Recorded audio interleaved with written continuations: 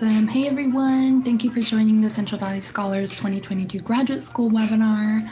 We're going to go ahead and wait about 5 minutes for folks to join and get situated before we start this presentation. It will be hosted by Brian Ramirez, our lovely recurring host. I'm Katya. I'm the events coordinator for Central Valley Scholars. And before we get into the webinar, I do want to explain just a couple quick logistical things about the way that we've set up the webinar today.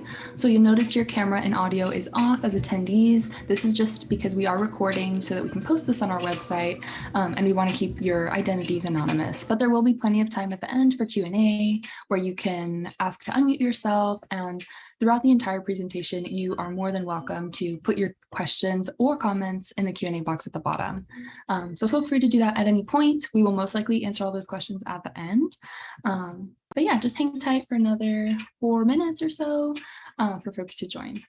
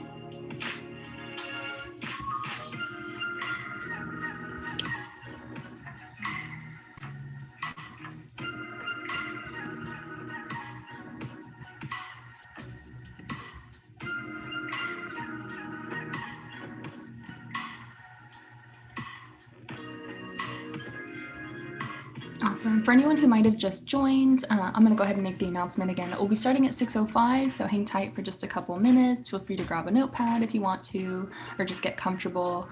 Your camera and audio will be off throughout this presentation because we're recording so that we can post this on our website for y'all to review afterwards. But yeah, feel free to put any questions or comments in the Q&A box at any point throughout this presentation, and we will address them all at the end, just for the sake of time and the flow of the presentation. Thank you all again for being here, and yeah, we'll start in about another minute.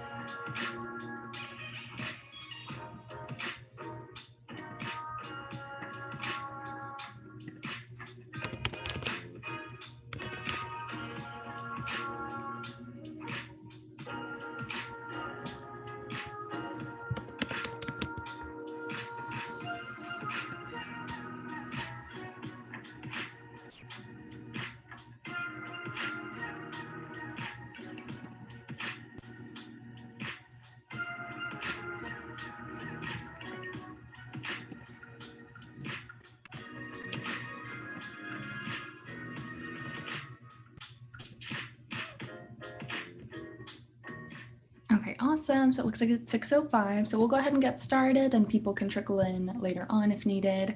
But thank you all again. This is Central Valley Scholars 2022 Graduate School webinar being hosted by the wonderful Brian Ramirez, pronouns he, him, his. Brian actually did this exact same webinar for us a couple of years ago, sort of before the pandemic or early pandemic. So we're really excited to have him back, and he'll get to introduce himself in just a minute after some housekeeping items. I am Katya, my pronouns are she, her, ella, and I'm the events coordinator for Central Valley Scholars. So we'll go ahead and go to the next slide, and I'll give a brief rundown Actually, I'll do a land acknowledgement first and then a brief rundown of our organization for folks who have not interacted with us before.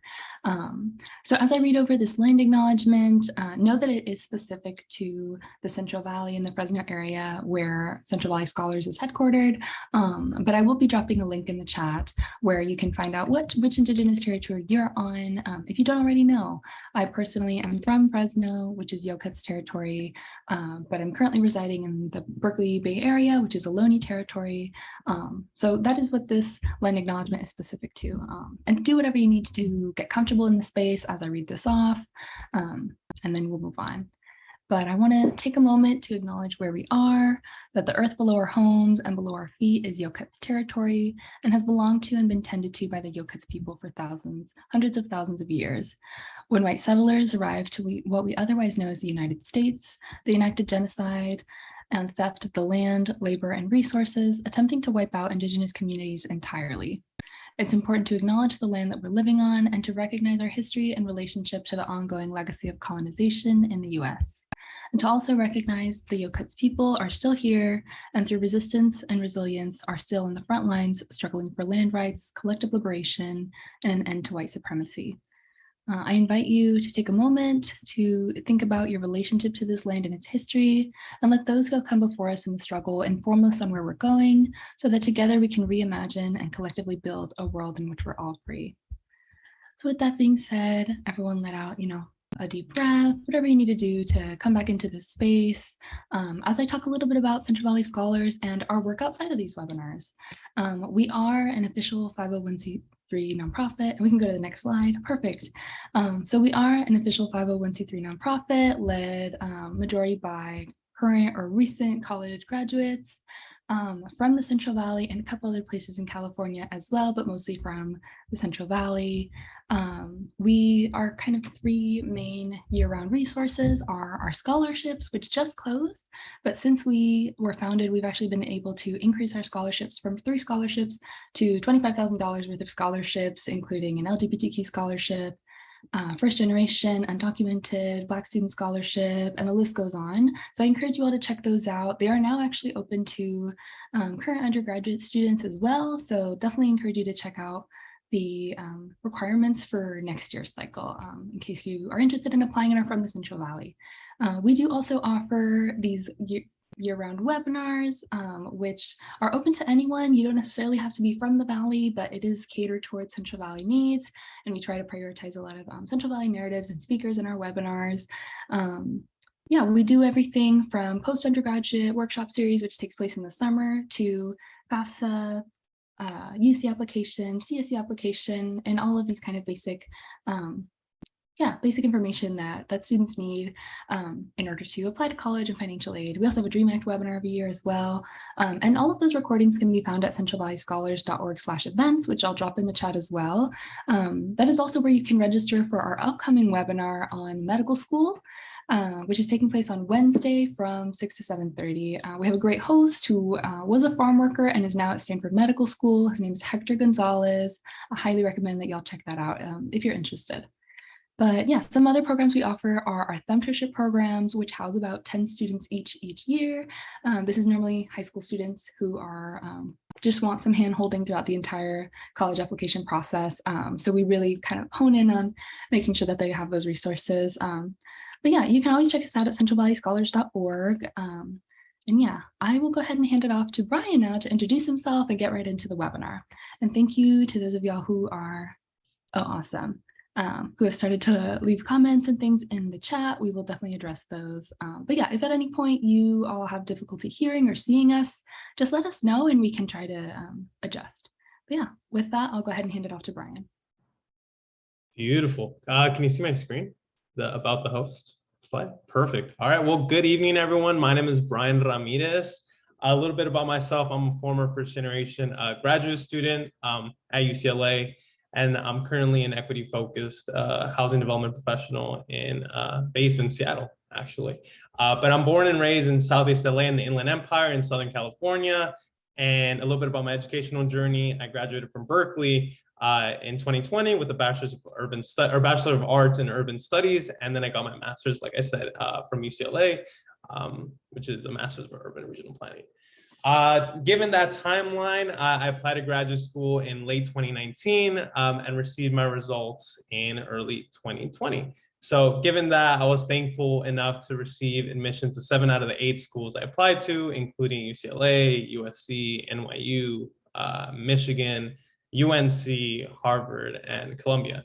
And since, like Katia mentioned, since hosting the CVS grad school webinar back in 2020, right after the pandemic started, I've actually read applications for UCLA for my program, and I've also hosted different types of versions of this type of event. So I've definitely gained even more experience working with other first generation low-income BIPOC students. So I have a lot of really valuable information that I've been able to share, and also a lot of information that people have shared with me. So now it's time to get into it. Perfect. In terms of goals of this presentation, I have 5 primary goals. The first being is learn how to choose which programs and schools to apply to. This is really important. Second, learn how to get organized before applying to graduate school, because I guarantee you the process will go so much smoother if you're organized. Third is learn the different components of the graduate school application process. And this includes networking. And I put the genuine kind because I think networking can be looked at a lot of different ways, but we're going to focus on the genuine kind. Next, letters of recommendation, statement of purpose, personal statement, graduate record examinations or the GRE, resume. Fourth is learn how to choose which graduate program and school to ultimately attend once you receive those acceptances. And lastly, just learn a little bit about an experience of a first generation graduate student. I was, having gone through the process over the past 2 years, I'm thankful to have learned and get some pretty important takeaways that will make anyone else's experience also a little bit more enriched. Perfect. So why graduate school, right? You might ask yourself, why should I apply to graduate school? Well, according to idealist.org, these are 5 good reasons to go to graduate school. However, I'd like to preface by saying everyone has their own reasons as to why you would want to apply to graduate school. So just because it's not listed here doesn't mean it's not valid. But here are 5 good ones. The first is that a graduate degree is necessary for your desired professional field. So one exercise I recommend anyone to do is whether, no matter what part of your career or what stage of your career you're currently in, search up a job description, a job posting that you're really interested in. Go to that job posting and then go to the desired education section. And if it says, hey, a master's is required or a master's is heavily recommended, well, that's a sign that, at one point or another, you will likely go to graduate school. So that's one push that could take you to applying to graduate school. Second is that a graduate degree may improve your career. So you may have landed that beautiful entry-level job that you really like, but you're looking ahead and you see that to finally get that promotion that you're really interested in, they actually want you to have a master's degree or another higher level graduate level degree. So that's another reason you would want to go to graduate school. Third is that a graduate degree may increase your professional options and prospects. And by no means are you limited to your current degree, whether it's a bachelor's or a different type of degree, but getting a degree in another field or in a broader field generally will expand your options, right? For example, if I get a bachelor's degree in urban studies, but I'm really interested in health, right? I may be limited to my current options or health job related options, but getting a master's in public health and urban planning, that would expand my options and make myself, a more desired candidate, at least in health related jobs. So it'll increase your options. Fourth is that a graduate degree may nurture your intellectual curiosity and spark passion. So that's looking inward. So you may have not studied something you're really passionate about during your bachelor's degree or your undergraduate degree. Master's is the perfect opportunity to really look and study something you're really interested in. Fifth is that a graduate degree can help you be a thoughtful leader in the social impact field. So this one was a little funny to me, but ultimately I thought about it in the way that if you get a master's degree, you tend to really focus on a specific part of your field and you tend to be looked at as an expert. And that definitely helps in terms of having a big impact on that specific field, within that field. Beautiful. So these are 5 reasons to go to graduate school, okay? So you want to go to graduate school. Now, what schools are you going to apply to? Well, here are 10 things to really consider when choosing graduate schools to apply to. First, location. So depending on what school you go to, depending on what program, whether it's a master's, PhD, or whatever type of program you're applying to, you're going to be at this place for several years. So if it's a master's degree, you might be at this place for 2 years. So think about, can you really see yourself living in this city, whether it's you go to UCLA, can you see yourself living in LA for 2 years, or a PhD, for 6 years? So really think about the location, and can you see yourself in this place? Do you like this place? Do you not like this place? So things to consider. Next, campus climate. Like, what's the vibe of the school, right? And this matters. This really matters. Quick anecdote. I was in between 2 schools. I was in between UCLA, USC, not to shoot, of course. But one thing that I'm really passionate about was social justice. And when looking at the planning programs for both schools, I just felt that the urban planning program had a little bit more of a focus on social justice.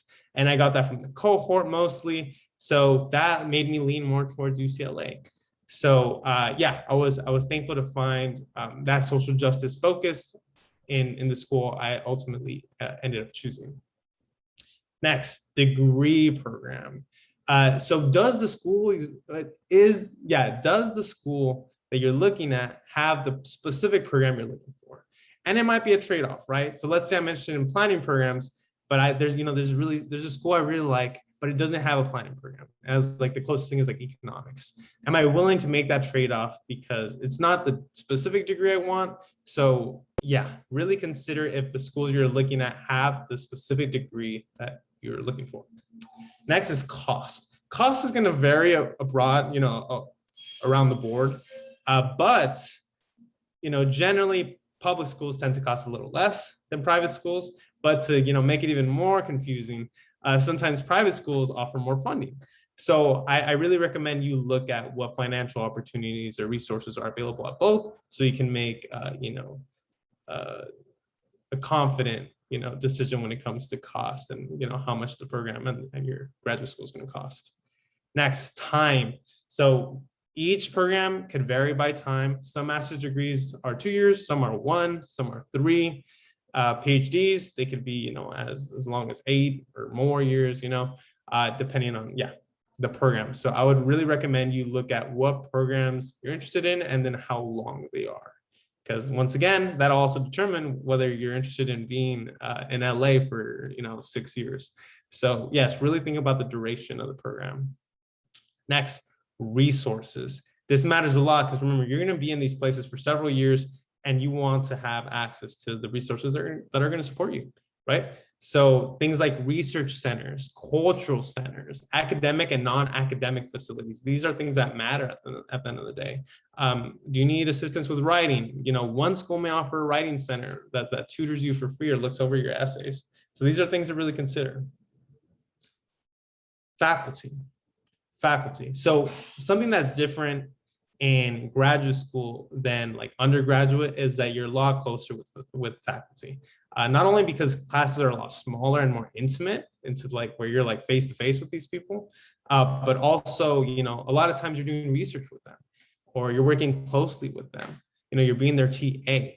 So really look at if the schools you're interested in have faculty that you vibe with, or that you're interested in their research and just working with them in general. So feel them out for sure.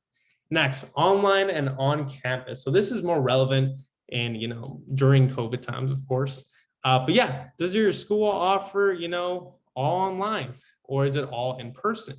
Or is there a hybrid type of system? This is something to really consider because let's say if you want to stay in your hometown in LA, but you want to go to graduate school, if it's online, you have so much more access to other schools in other areas. So something to consider. Ranking. This I think is in my opinion, like the least important. But I guess it's important to just know. So where does your program stand in terms of ranking? Unfortunately, we live in a world where ranking is looked at by certain people. So go into a school that is more higher ranked in your field or more respected in your field. It's just good to know. Lastly, accreditation. This one really matters because, yeah, a lot of fields require that you get a master's degree that has an accreditation, because otherwise, if it's not an accredited program, they won't even consider it like you have a master's degree. So really look at and make sure that your degree or the program is accredited by your field. Beautiful. Reminder, if you have any questions, feel free to drop them and then we'll get to them at the end. Cool. Now, this is generally a timeline that you could follow when applying to graduate school. Don't get scared because it starts with July and we're not in July anymore. But let's say it says August. So from August to January, you will be working on your graduate school application. And once again, we have plenty of time and you're going to do a great job and you'll get into graduate school. So that's the period. What comes in August, September, that's when applications usually open for graduate school, and they're usually due in around December and January. Then afterwards, decisions and your acceptances will come in February and April, and then you will get that email invitation to the welcome days in around March and May. So what are the major components of the application process? First, networking. Once again, it's not a formal part of the process, but that's the point. That's the point. Next, letters of recommendation, 2 to 4. It varies by program, but usually it's 2, 3, up to 4. Statement of purpose, personal statement, the graduate record examinations, or once again, the GRE, and resume and cover letter. Beautiful. But before we even get into the components of the application, like I said, it's so important that you stay organized, just because it's a really convoluted process and it's just, you will make your life so much easier if you're organized. Beautiful. So on the right, you can see a general kind of folder system that I recommended, that I use, that made my life and the life of others so much easier. Okay. So the structure I recommend, and you don't have to do this in Google Drive. You could do it on your desktop. You could do it in other folder kind of saving systems, or file managing systems. But I recommend you have a general graduate school application folder. You know, it's official. You're applying to graduate school, so let's make it official. Within this folder, you'll have individual program/school folders. So you'll have one for UCLA, USC, et cetera, et cetera. You'll have a letter recommendation folder where you might not have the letter recommendation that your recommenders ultimately end up writing, but it's good to have letter recommendation related materials in this folder aside, right? And then general application materials in another folder. This can include your GRE test scores, your resume, things that you're going to use for all schools, right? That will be duplicated. So once again, it matters, and I guarantee you. Also, just think about it. Each school is going to have their own statement of purpose, their own personal statement. So think about all the drafts you're going to get. So let's say you get like 6, 10 drafts of your statement of purpose. Do you really want all those mixed up in your folder and in your, whatever, your Google Drive? No, you want them in nice folders. So I promise you, it'll make your life so much easier. Beautiful. So now the first component of the application process, I say, is networking. Why networking? Well, networking with people will help you throughout the application process or will have a say in the admissions process. So people who you will meet through networking will offer to look at your application. Your application, your statements. They'll give you insights to what's going on at the school, whether you'll ultimately like the school or not like the school. Give you pointers generally on what to focus on throughout your application. So that will matter. And also, the second component of that is professors. When you're networking with professors, these people make decisions. These people are looking at your application. So they know you and like you. Think about it. So who will help you throughout your application process? Who specifically? I think that current graduate students have a big influence and have really good pointers when it comes to applying to graduate school. To writing your application. So I strongly recommend, and this is what I did, I reached out to 1 to 2 students per school. So let's say you ultimately decide applying to 10 schools, which is a lot. Okay. So that's like 10 to 20 people per school. Don't be, I'm gonna give you resources on how to make this process as easy as possible, but I guarantee you, you will get so much out of it. So reaching out to those students, a lot of these people are so nice and they want to help you because they were in your shoes and they, they empathize. So a lot of them will be willing to look at your statements and talk with you. So yes, I strongly recommend you talking to graduate students. And some schools even make it easier by having programs where they even pair you with current graduate students. So that even makes the process even easier. But yes, current graduate students. Who else? Who has a say in the process, right? Well, academic faculty, professors are usually the ones who look at your application. So the more you get to know them and the more they get to know you, that also really helps, because especially if a person who reads the application knows you and they remember how passionate you were about pursuing this degree in your field, I'm sure it will tell a lot. It will tell a lot. Admission staff. So these are people who attend the events to talk about the program. These are your admission directors, your officers, your diversity directors. These are people who, yes, know the process and participate in the process. So talking with them matters. And once again, current graduate students, the reason I put them under, they will have a say in the process. It varies by school, but in the case of UCLA, at least my program, 2 students and 2 professors read applications and made decisions. So once again, talking with people who make decisions and just getting an insight from them on what they're looking for just helps so much. Cool. So once again, lay it out in a nice little, just so you see all 3. What questions are we going to ask each one? And this is the type of slide I recommend you just take a screenshot of, just because you should have in the back, the questions in the back of your head. But what are you asking students? First, what is it like to attend the program? You want to get a feel for that, right? What is it like to attend the school? It might be different from attending the program. What is it like to live in the area? They'll give you the insight on, hey, live in this neighborhood or don't live in this neighborhood, or try to get this housing, or, oh, there's this really good deal on this type of place. Yes.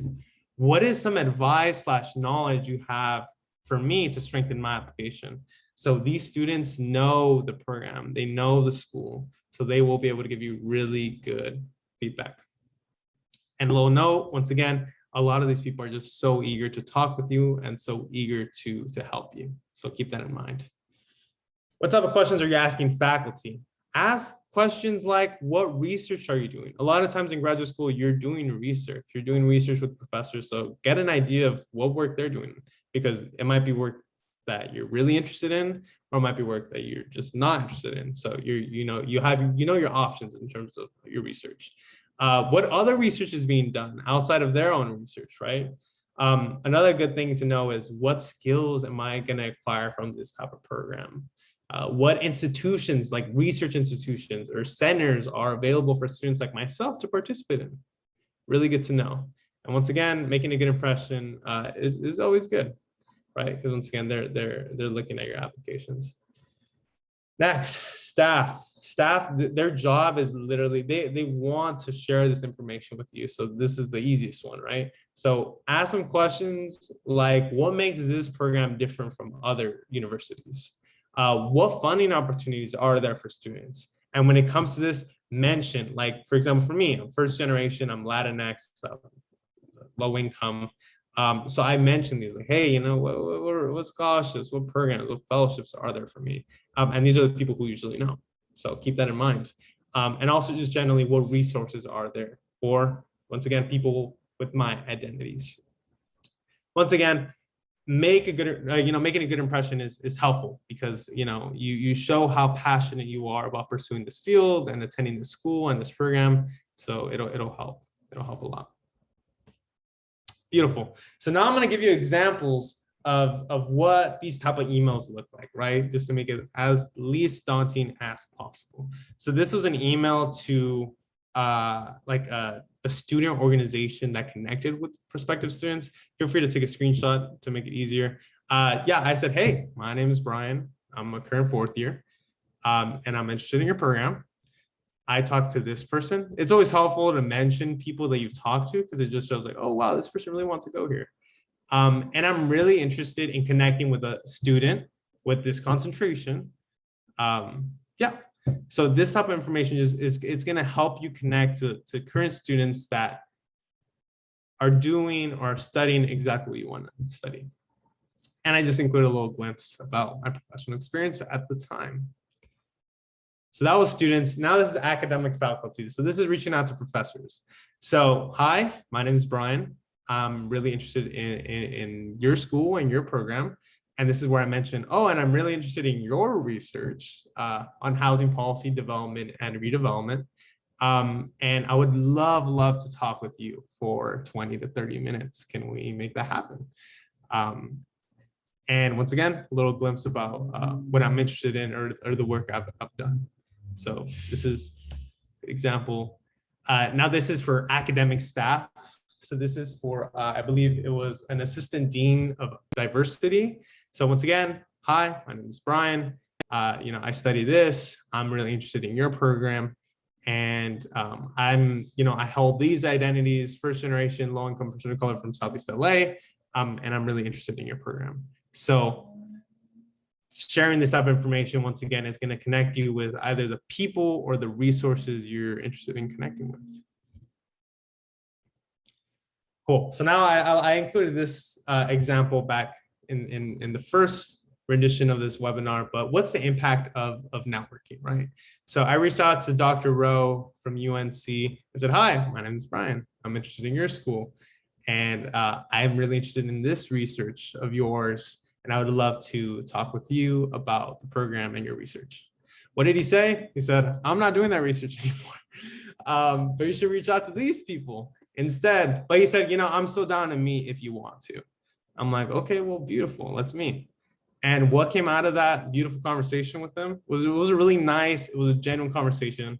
And he said, I too enjoyed our conversation and have sent a note to the admissions committee saying I was impressed by your passion and with the questions you asked. It's little conversation like this. I think it's two-way because one, obviously you're making a good impression and you're helping your chances of getting in, but ultimately you're also learning so much about what the experience at the school is actually going to be like.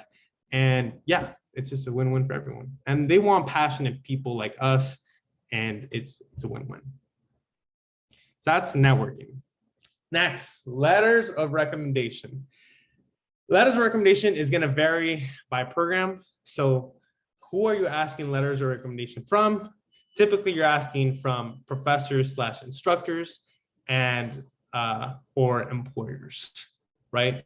So the reason I say depending on the school is because if you're looking at a more professionally focused school, like a practitioner type of graduate program, you want to lean, if it's, let's say, 3 letters of recommendation they're asking for, you might want 2 employers and 1 professor.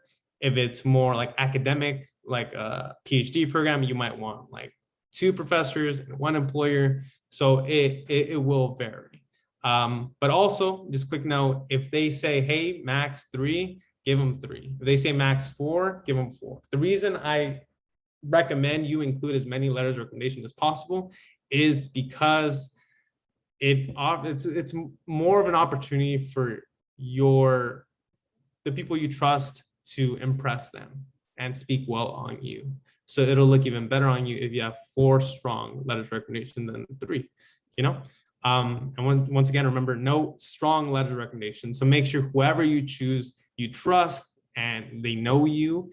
And that might sound a little intimidating because it's hard to connect with professors and instructors and employers, but that's why we're going to prepare them with a lot of important and helpful documentation.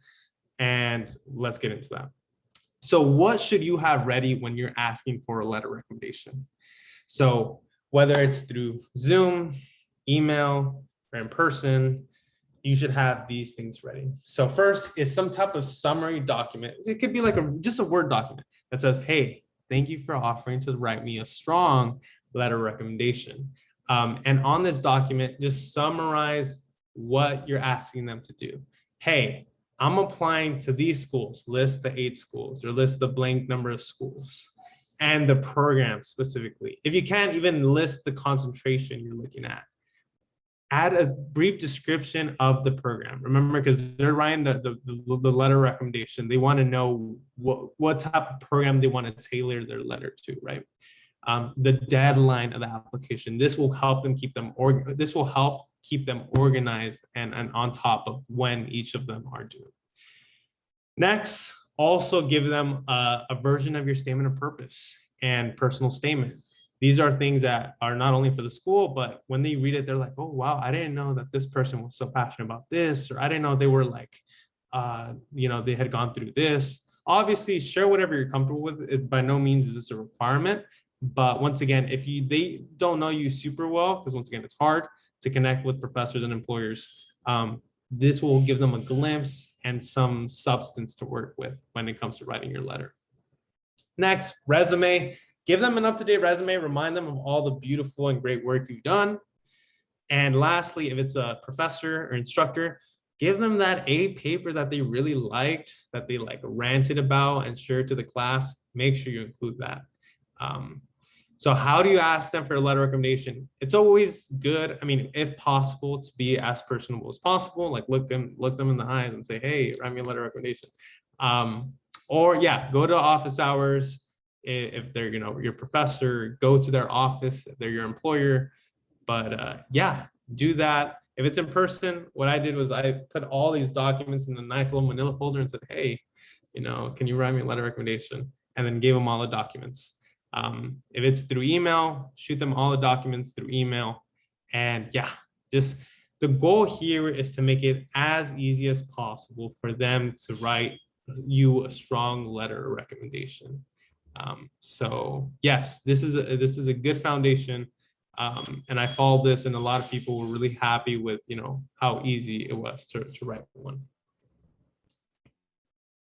So what does an email look like when it comes to asking for a letter of recommendation? I had reached out to an employer. My employer did not answer. Like a coworker of not my boss, but a coworker answered. So I talked to her, but I said, hey, can you tell our boss to write me a letter of recommendation? So I listed out the programs. I didn't list out the dates, but I should have. The reason I didn't was because it was so far ahead. It was September. I said, I'll remind them later on. But I do recommend you just list the dates just because. And yeah, I said, hey, would you mind being my letter, my recommender? Can I get your information?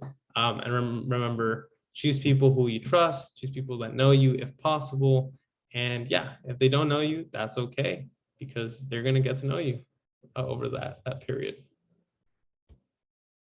This is after I went to office hours with the professor, one of my favorite professors.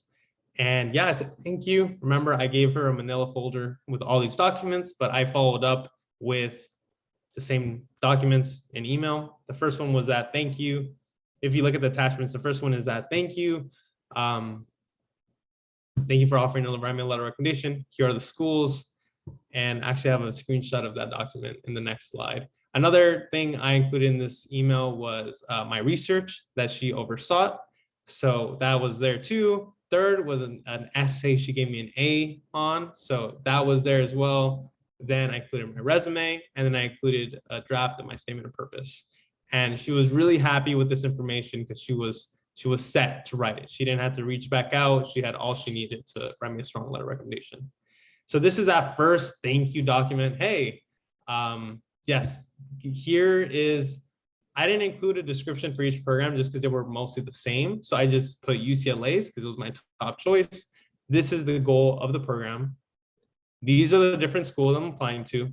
I included the concentrations, and I even listed, this is why I think you could write me a strong letter of recommendation. I participated in lecture. I offered my own experience in class. I participated a lot in discussion. I met with you consistently. And I received an A in the class.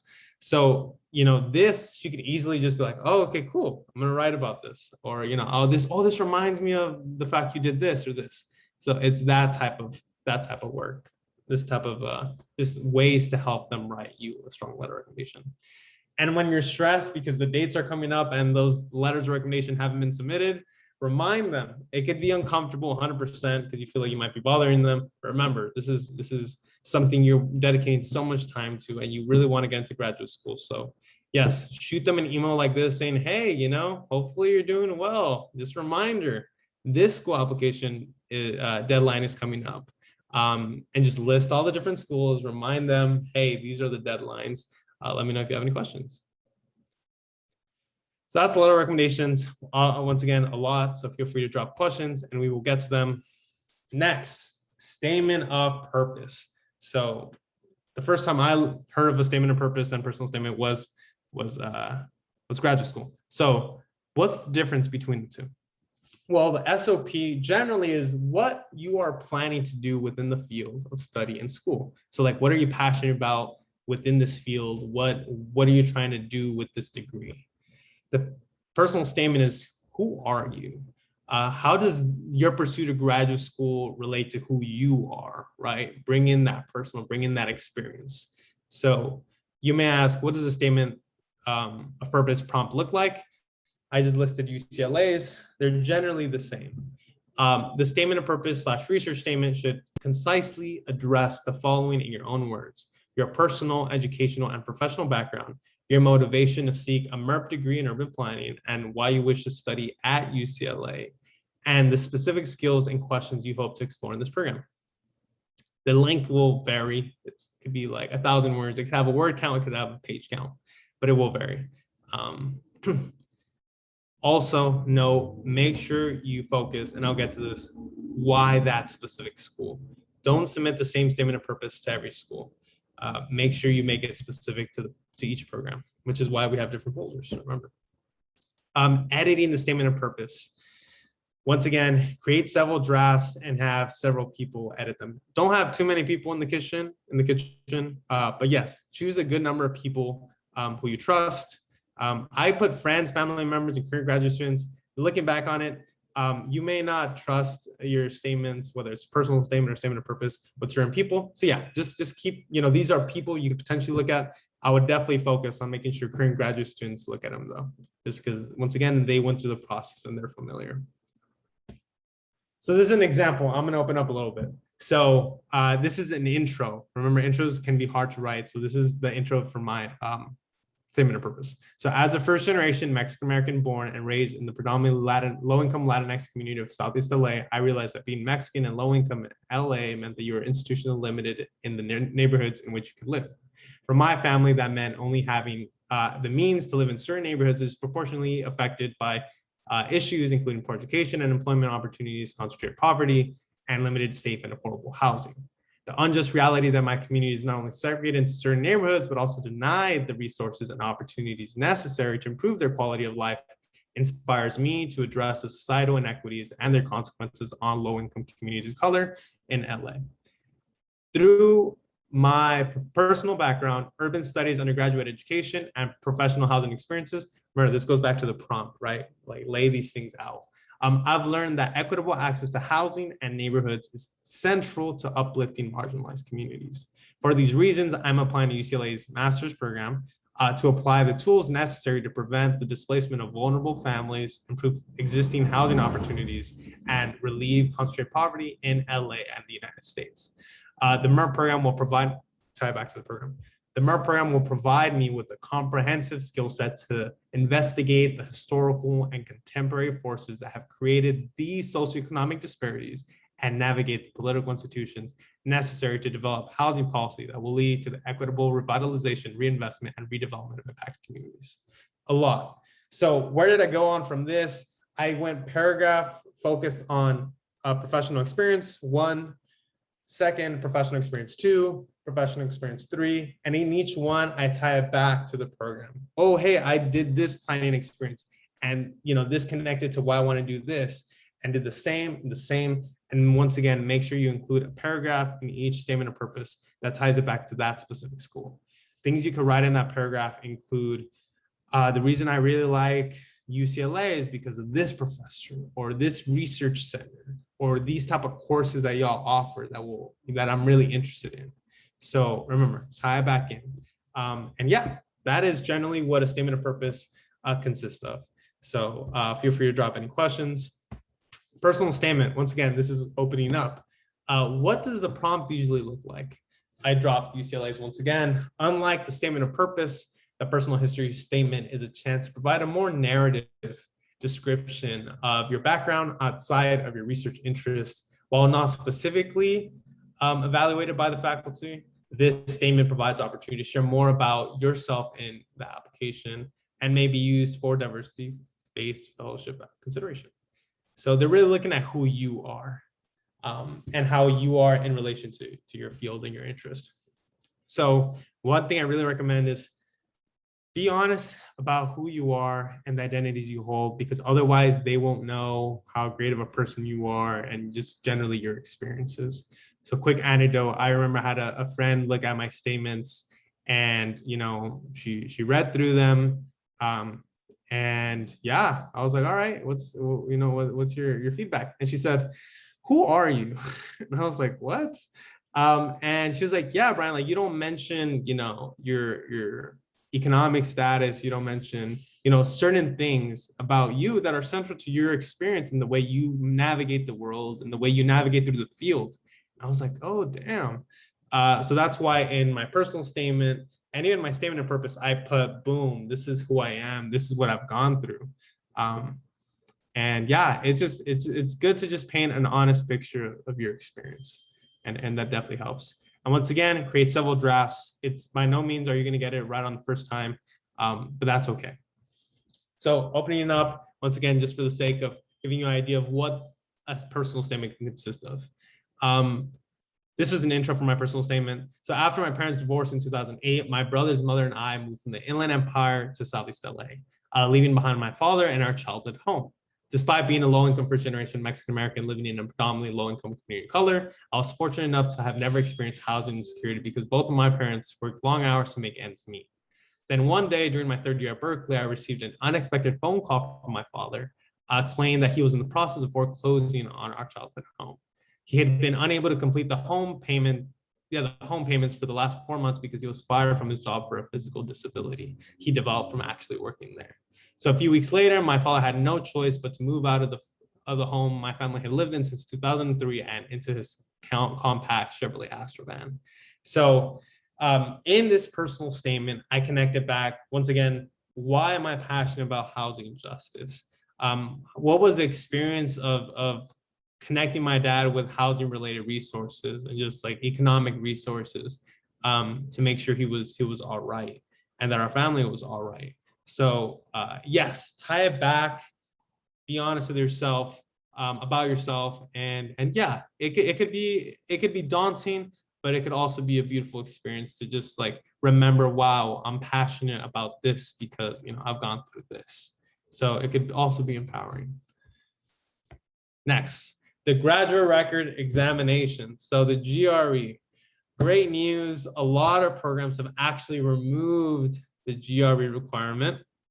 However, please do your research. Please do your research per program, per school to make sure that that's the case, right? So it may vary by school. And if it hasn't been removed, if it's still required, that's okay. Let's make sure that you get all the resources and all the knowledge you need to best prepare and score well on the GRE. You might ask, how much does it cost? Well, right now it's around $205. It's kind of expensive, but you only have to take it once if you like, at least once, right? But cheat code, if you're low income and could demonstrate financial need, search on Google, take a screenshot of this. Once again, you'll save $102.50. So search GRE fee reduction program, and it'll take you to a PDF that you'll fill out and send to ETS, I think it is. And if you show need, then they'll give you a coupon to take it at 50% off. So even by attending this webinar, you just saved $100. Cool. So this is once again showing how much it costs. If you're not in China or India, it costs $205. Cool. So what does the timeline for studying look like? Once again, forget July. July is in the past. So we're in August. So you'll be studying from August, September, October. And yeah, I said it completed in October. By no means do you have to per se. I just like to try be ahead of it. But yes, by November is also a good time to take and do your exam. So what are you doing during those months, during these months? You're studying your GRE book for like an hour a day, an hour every 2 days. You're taking a practice test once a week. and you're studying your GRE vocab cards. And you don't have to get these specific materials, but kind of take a similar approach, because this was really helpful. Okay. Pro tip, submit your scores right after you receive them. It's so easy to just be like, nah, I'll pay for it later, because you do have to pay, unfortunately. But if you can pay earlier, pay, because quick anecdote, I remember for Columbia, I had gotten my scores and stuff, didn't send them, and the deadline came and I didn't send them. And everyone got their admission results and I didn't. And I was like, damn, I think I just ruined it. And eventually I sent the scores, and I think like 2 weeks later I got my acceptance, but it was only after I sent them in. So make sure you send them as soon as possible. Cool. So what are some GRE study tips? These are some items, some resources that I really recommend you look into. First is study books. These study books could range from $15 to $40, depending on whether it's specifically focused on a given subject or if it's one of those comprehensive study books. And also depending on how many practice tests they include, because those practice tests, I guarantee you, are so important. But yeah, you can get these type of books from Princeton, Magoosh, ETS, etc. Also, quick note, you could also go to like Barnes and Nobles and Borders, and they have these study books. So if you're not trying to pay, like pull up to Barnes and Nobles, get yourself a coffee, sit down and just look through them. Take tests, you know, it's helpful. Next, GRE vocab study cards. They cost approximately 15 to 25, depending on how many cards, and I guess depending the brand. But I remember the one I got was 500 words. And yeah, these are really neat. They're kind of cute too. And I recommend you take like 5 with you throughout the day. Let's say you start your day off, just have them with you. You know, look at the word when you're on the bus. Sorry. Yeah, look at the words when you're on the bus, when you're taking a break from work, when you're just chilling. Look at the word, do the definition, and just like test yourself, right? So yeah, these are really neat. You know, add 5 more every single day. By the end of the week, you have like a stack of 35, and you could like know them all. And I guarantee you, I'm okay with vocab, but apparently I'm not that good at like GRE vocab. And these study cards help so much. And these words actually came out on the test. So yes, I thought they were really helpful. GRE study course, I'd be lying to tell you, I would be lying if I told you I took the course. I didn't, because they're expensive. But just so you know, they cost approximately like 150 to 500, depending on whether it's like self-study or if it's guided, or also just how many resources they offer you, right? They're held by companies like Magoosh and Princeton, etc. Lastly, practice tests. Practice tests are important because this is like the best way to really test yourself in I guess the closest setting to what the test is actually going to be like. So these tests come in your study books usually. You could find some online. I didn't find too many, if I'm being honest, but also these companies tend to sell them as well digitally for like 15 to 50 bucks, depending on how many. So I recommend, like I said, taking one once a week, once every 2 weeks if you could, because it's the best way to prepare. I made the mistake of not really doing them until the end, and I regret it so much. So yes, make sure you take those tests regularly to really test where you're at. Beautiful. Resume. According to prepscholar.com, grad school resumes and work resumes have some similarities, but ultimately they are different. If you've written a resume to apply to jobs, you can just use those for graduate school. They tend to be a little different. So what are the differences? Grad school resumes allow for more of a focus on education, things like you include your GPA, your thesis if you did one, academic awards that you may have received, and also relevant coursework. So if you're applying to a PhD program or a master's program in sociology, you might want to put that upper division sociology course or a related upper division course that would be relevant to what you want to study. Editing your resume, reach out to career centers if you're in your undergraduate institution, or even if you already graduated, reach back out to your undergraduate institution and ask them, or even try to access the career centers at schools you want to go to, because ultimately many times they're willing to help. Also, you could also reach out to current students, like I said, because they're really helpful. So you've gone through the process. Congratulations. It was long, but let's do that final check. So make sure you go through, like most schools and programs have like a little checklist of, hey, make sure you have your statement of purpose, personal statement, letter of recommendation. So make sure you have each document ready to go for each program. Make sure your scores are in, remember, and just make sure you're set in terms of all your application materials. Sorry. Okay. Another thing is applying to schools. It costs money, and it varies by program. But that's the real part of it. Yeah, it costs by program. Some schools are nice enough to be free. Some schools, like the private schools, tend to be up to $100, $75. I think I saw. But there are fee waivers sometimes. So some schools make it as easy as like, hey, on the application itself, like, hey, are you low income, or would this show, like financial impact or something like that? Then it's like as easy as a check or like a quick little statement you write. So that's the easy. And, sometimes it could waive the whole cost or reduce it. Some schools, if you don't see that on the application, I would definitely reach out to admission staff and ask, hey, I'm low income, or hey, is there a waiver? And many times they will offer it. And also let them know if you have any identities like first generation, low income, or BIPOC, because that also might, have them be more inclined to, to give you a waiver. Okay, so you're done. What do you do after applying? I really recommend that you just relax and breathe for a little bit. At least forget about graduate school applications because you're done, okay? Now take the time.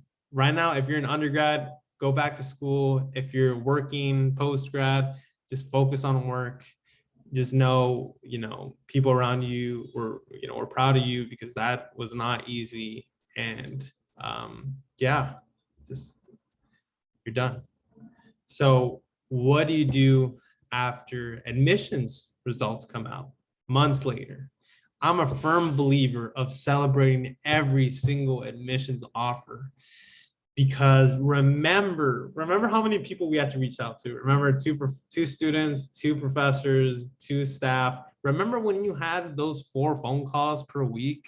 I remember when you had to stay in on Friday night when all your friends were out and about because you had to study for the GRE. I remember when you had like 10 drafts for that statement of purpose for like Michigan.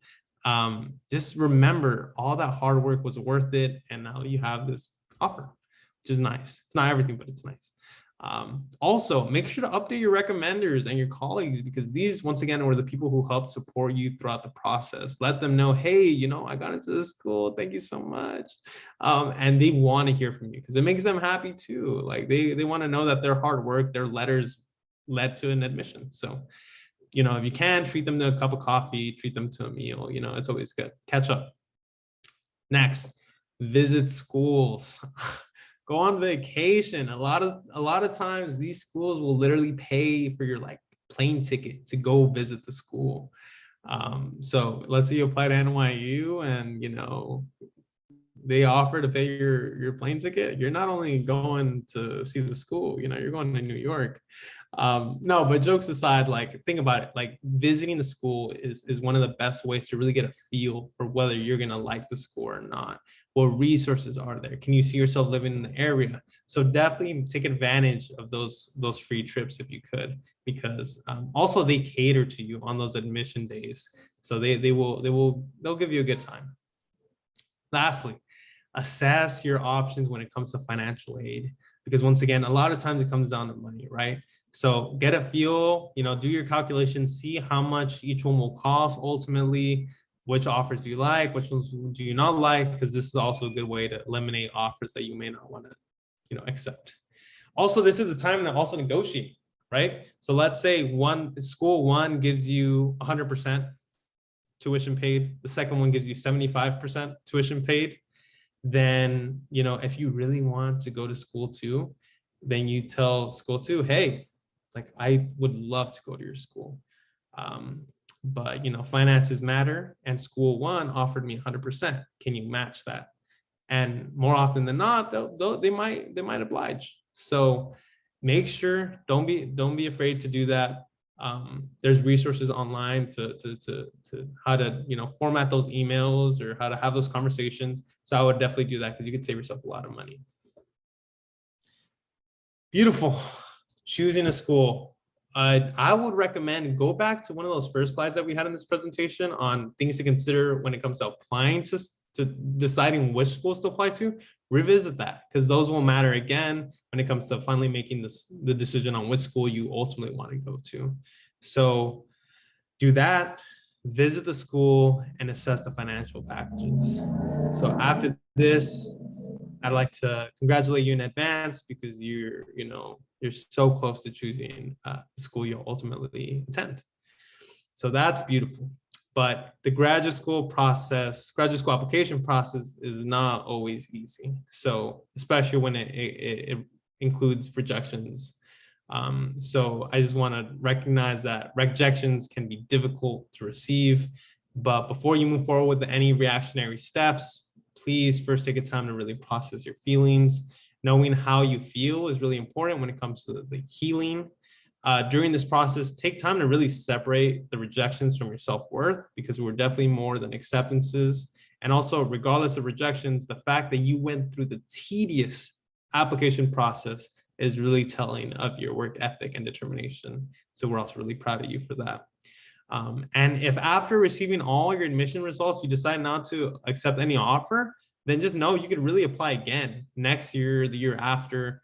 And that receiving rejections and discussing your submitted applications could really help with expanding your options down the line, and being able to prepare a stronger application.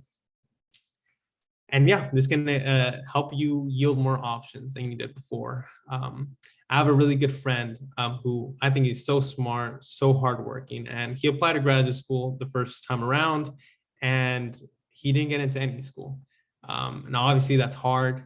But what he did was he reached back out to professors, to current students, to his network, reworked it, revamped his application, worked on his statements, and second time around, he got into every school he applied to. So once again, where there's loss, there's opportunity, and you could really expand your options. Because if you think about it, if let's say he had gone to or if he would have gotten into one or two of the programs, and he would have chosen one of the two rather than wait and then expand his options, he wouldn't have had as many options as he did the second time around. So yes, I really recommend, if you get some rejections and you decide, what, I'm just going to try again next year, there's a lot of opportunity in that, and that is 100% okay. Beautiful.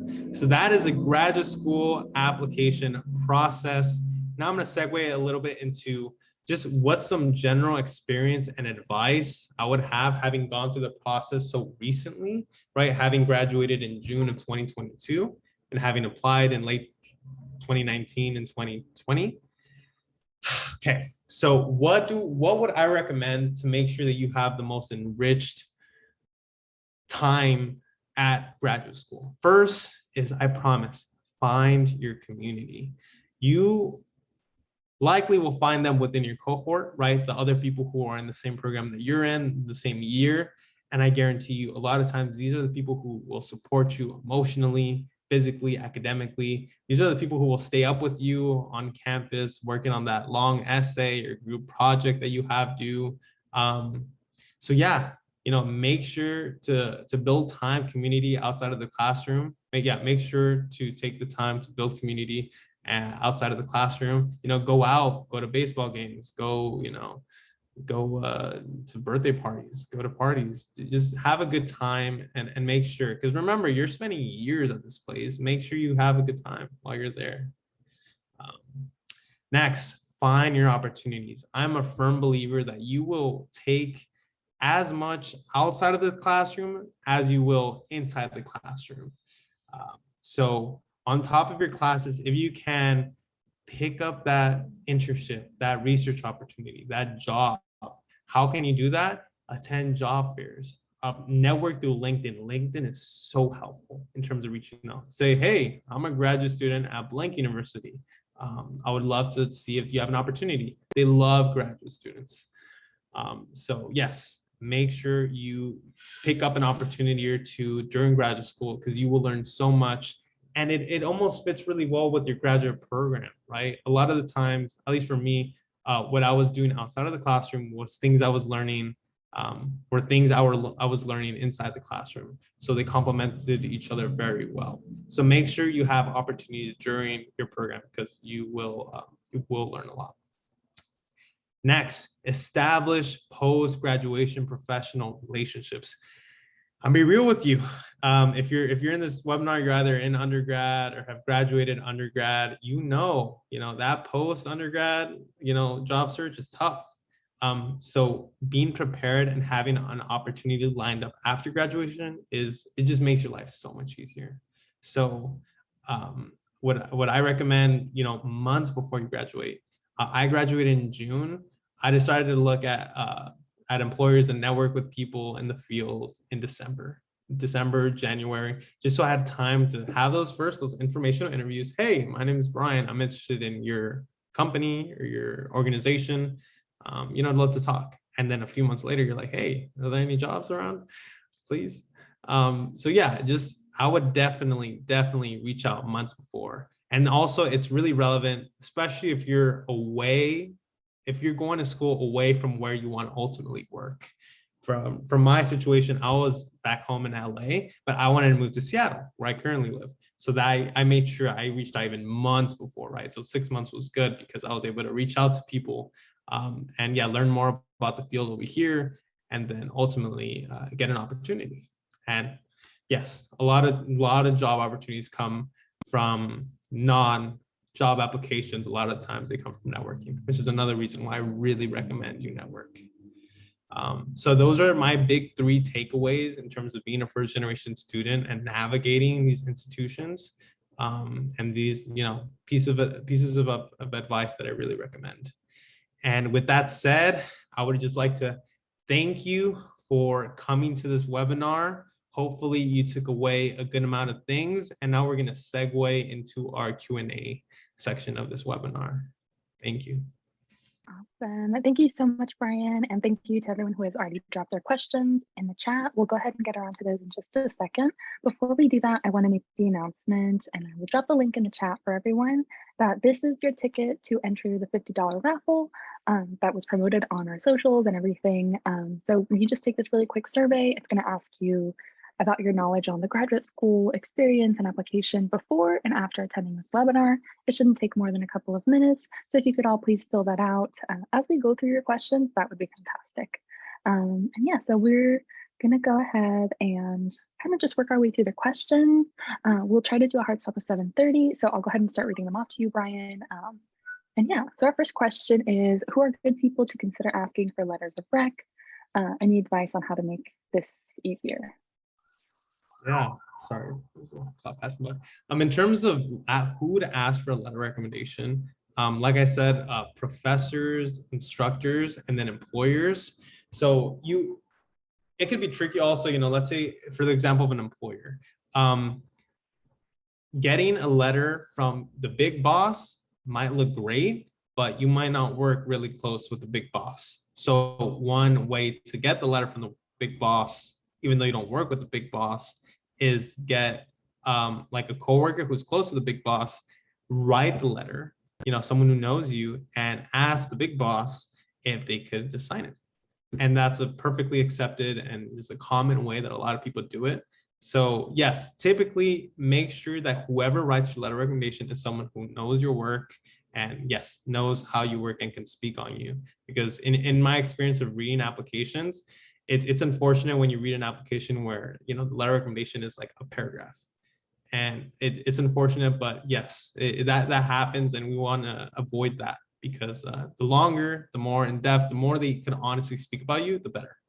In terms of professors, some people tend to lean more towards like formally, or just like professors that have, I guess, a higher profile in the field.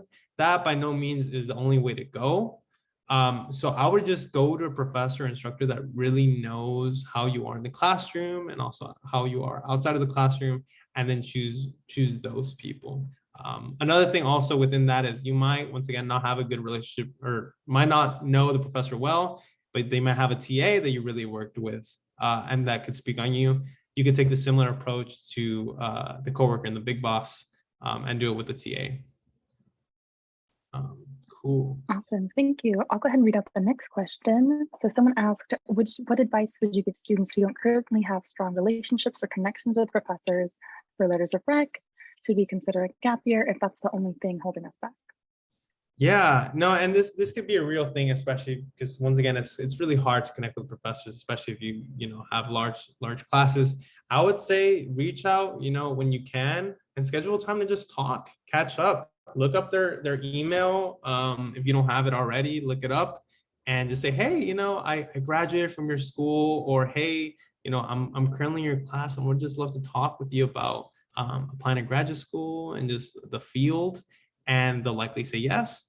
And although it's daunting, this is the best way to just have them get to know you. And once again, if you show up with all these documents, if you show up with your statement of purpose and communicate how passionate you are about applying to graduate school, even though you don't have that long history of working with them, you know, they will be impressed by, you know, how bad you want this and, you know, how prepared you are. And they will write you a strong letter of recommendation. So, you know, you don't have to take a gap year if you would feel more comfortable doing so. That's okay, but don't let that stop you if you have the capacity to make those conversations happen. Awesome, thank you. Someone else asked, when students apply to graduate programs, the application asks the applicants if they would like to see their letters of rec. There are rumors that saying that the application that the applicant should always deny that option. Does that hold any merit? Yeah, that's a really good question. I remember looking at that too. I don't know if it holds any merit, but I also did not let myself see the letter recommendations for the same thing. Realistically, I would click to not see them, just because also you wouldn't get much from seeing them anyways. Just remember, give them all the materials they need to write a good one, and stress that you know how much you want this, and whatever they give you will be the best, you know, you could get. So yeah. Awesome. And someone else asked, what do you do when there are similar programs you're interested in at the same school? How do you choose, especially if you're interested in them all and they relate to one another? Yeah, that's a really good question as well. I would honestly reach out to students at each just to get a good feel, because they also might know some differences that you don't currently at face value. So they might be like, oh, actually, you know, this one has a little bit more of a twist in this area that you might like, or this one has a twist that you might not like. So yeah, having those conversations with the students who are currently in those will give you a better idea of you know, what programs, even though they're similar, which ones you're more interested in. That's a really good question. Awesome. And someone else asked, in regards to your own personal experience as someone who has worked in admissions, what has been the most impactful personal statement you read? Yeah, that's a good question. I honestly, I don't remember much of the personal statements that I read, just because it was like a year ago, but and also probably wouldn't be the most appropriate to share about them. But I will say, yeah, honestly, just being open and honest about your experience and just how your experience relates to the field, I think that could lead you to have a really impactful personal statement. 100%. Awesome. Our next question is also, I believe, in regards to your admissions experience. So for the statement of purpose, what are you looking for, or what are you looking for, or red flags you've seen in the application process? What are things to avoid? Yes, 100%. This is a really good question also. Yeah, things I'm looking for, you writing and tying back how your experience, whether professional or personal, ties back to why you want to attend this program. That's really important. Also, why the school, make sure, don't make the mistake. I think I made the mistake. make sure you correctly write down the school's name to the school you're applying to. I think I put a header for UCLA for USC's. So just make sure you're accurate when it comes to that. But ultimately, yes, make sure you tie it back to why you want to go to graduate school. A lot of people think, oh, damn, like I don't have this specific type of experience that you would consider in this situation, like planning experience, right? I don't have planning experience. I wouldn't shy away from talking about things that you have done, because a lot of the times things that we think aren't related to our fields actually are. So I would make sure that no matter experience, no matter how much experience you have, always tie it back. I wouldn't shy away if you only have a few experiences, as long as you could tie them back to your statement of purpose. That's what we're looking for. That's really good. And red flags, once again, make sure you tie it back. Make sure you emphasize why this school, because if we could tell that you submitted the same statement for each one, we're like, okay, well, like why? Well, why this school? So that's something you should definitely avoid. Awesome, thank you. And someone else asked a personal question. What part of Southeast Los Angeles are you from? They said they're from Huntington Park, and I'm curious as to where you're from. Yeah, I've lived in Bell and Paramount most recently, but I went to middle school in HP. So yeah, all love to HP. Awesome, thank you.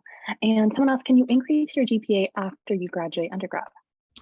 Yeah, I believe one way you could increase your GPA after undergrad is doing some type of post-bac program or taking courses outside, like in community college. I believe that will also impact what your GPA looks like after undergrad. But I would research that just in case. Awesome, thank you. And any advice on balancing grad school and working an internship while you're trying to avoid burnout? Yeah, this is a good question, and I definitely recommend that. Yeah, you look at or get a feel for how much you could personally manage, because we're all different, and we all have different boundaries. I would just try to stay as organized as possible and really establish those boundaries of how much you could work. It could be as simple as telling your job, like, hey, I can't stay after 30 minutes because I have this project to work on. Or in terms of school, like, hey, sorry guys, I can't meet during these hours because I have work. And also, on top of just staying organized, it's easier said than done, but make sure that you take the time to enjoy yourself. Make the time for go out with friends, with family. You're so preoccupied with work and school that a lot of times we don't get a chance to do that, but those are moments that really keep us going. Awesome, thank you. And someone asked, how should applicants who are already out of school try to build a relationship with professors in the program and the field? Of course. Yeah, I would once again recommend reach out to those professors that you haven't talked to in a minute. So schedule a Zoom call or go to their office hours if you're at capacity to and can, and just update them.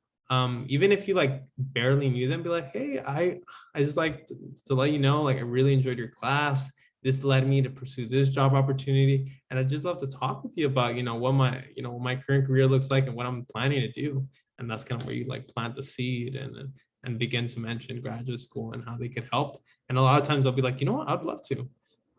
So yes, even though you're out of school, make sure you have those conversations, because that's the best way to have them write you a strong letter of recommendation. Awesome. And someone asked a really good question about how does leveraging and negotiating financial aid look like on an email or sound like in a call? Yeah, so an email, what comes to mind is saying something like, hi, I was recently admitted to your program and your school. I'm very interested in attending your school. However, finances is really important to me, or mom, like low income, and finances are important to me. And I currently have an offer from blank university that's offering this much, but I'd really like to go to your school, and I would be able to do that if you matched that offer. And you could take a similar approach over a call. I would also just search it up on Google, and there's plenty of resources, but generally that's an approach I would take. Awesome, thank you. And do you think it's a good idea to apply to a graduate school program from the same school you did your undergraduate work in? Yeah, that's a really good question. I think that's more of a I would ask yourself that because I think it varies by person, right? So that depends on a lot of different things. Whether it's, do you want to grow outside of that university? Like, do you want to see another place? Do you want to work with another professor that's not at your school? Ultimately, yeah, I would see if staying at your school makes sense. Personally, for me, I didn't want to go to Berkeley again for 2 years. I was done. I didn't want to be there anymore. So I was like, you know what, I'm gonna go back home. And I really liked the professors that were back home. So at UCLA, so I decided to go back to a different school after that. Awesome, thank you. And we did get another question in the chat that I tried my best to answer, but I think it might be worth mentioning aloud in case I missed anything. But someone asked if you could revisit the fees associated with the overall application. And I know we went over the $205 for taking the GRE. However, there's the 50% discounts for low income folks. And then the actual applications vary per institution. Is that correct? Oh, wait, sorry. Can you repeat that? I couldn't hear you. Yeah, so just what are if you could re-outline the fees associated with the application. So GRE and also applications themselves. Yeah, oops, sorry. Let's see. Let's go back if we can do it. Okay, let's gather all the costs. It could be expensive. Okay, let's start backwards. Okay, what does it cost to apply to programs? Once again, $0 to $100 depending on program. Let's say you do half, or that half give you a free waiver, and each of the other ones cost like $50. Damn, that's expensive. Yeah, so that's like 4 schools that are charging you 50. So that's like 200 right there. GRE study stuff, study books, 15 to 40. Once again, you go to Barnes and Nobles and try to get try to just use theirs. Study cards, $15 to $25. Once again, I recommend these if you can. Study course, this is a bulky cost. So 150 to 500. You don't have to by no means. You can do well outside of that as long as you study diligently. Practice tests, you don't have to buy these because a lot of times they come from study books, or remember, just hop from Barnes and Noble to get your access to these practice tests. The test itself for the GRE is $205, but if you could show financial need, it goes down half. So 102.5. Awesome, yeah, that sounds good. Something else I just thought of too, and I don't know what this looks like per institution, or some folks might not be in school at the moment, so I don't know how accessible or realistic this is, but I know a lot of schools have sort of like free little libraries or cheap books available. So if you're living in a college town and you visit the bookstores in your area, there might be a lot of really good resources. I am not a medical school student, but I did walk by a bookstore that had like a fat stack of like medical school study materials for like $3.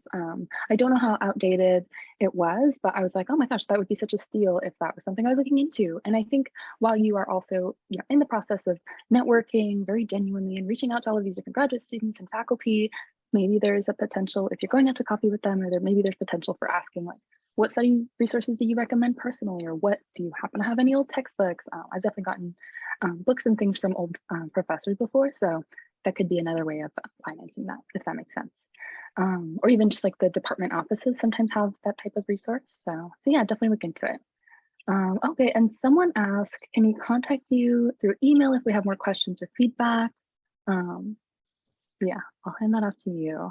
We also do, I will say, if there are any lingering questions after this presentation, you can always contact Central Valley Scholars, contact at centralvalleyscholars.org.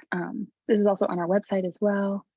But yeah, definitely feel free to reach out to us with your questions as well. And whether it's like, putting up a fact sheet on our website, or anything else, we will definitely try to answer your question, or at the very least use it to inform the presentations for next year. Because again, these are recurring webinars since things are constantly changing and moving, and application processes never look the same. The first time Brian did this webinar was during the pandemic and things were crazy and everything looked different. So yeah, awesome. And thank you, Brian, for doing that. Feel free to check out the chat, y'all. And one last question is ask people, oh, okay, so someone suggested ask people on social media to donate or resell study materials, or even check Facebook Marketplace, college groups.